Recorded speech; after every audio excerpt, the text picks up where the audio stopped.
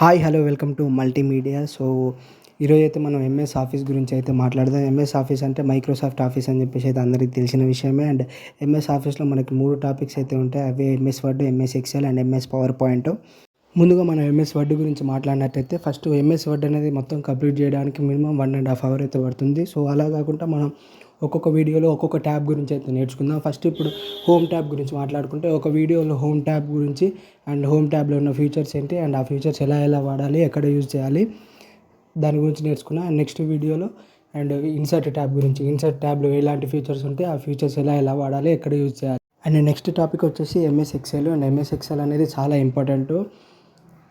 ఇందులో కూడా సేమ్ అలానే హోమ్ ట్యాబ్ గురించి, హోమ్ ట్యాబ్లో ఉన్న ఫీచర్స్ ఏంటి, అవి ఎక్కడెక్కడ వాడాలి, ఎలా యూజ్ చేయాలి అని చెప్పేసి. అండ్ సేమ్ హోమ్ ట్యాబ్ అయిపోయిన తర్వాత ఇన్సర్ట్ ట్యాబ్ గురించి, ఇన్సర్ట్ ట్యాబ్లో ఉన్న ఫీచర్స్ ఏంటి అండ్ ఎలా వాడాలి, ఎక్కడెక్కడ వాడాలి, ఎలా యూజ్ చేయాలి అని చెప్పేసి.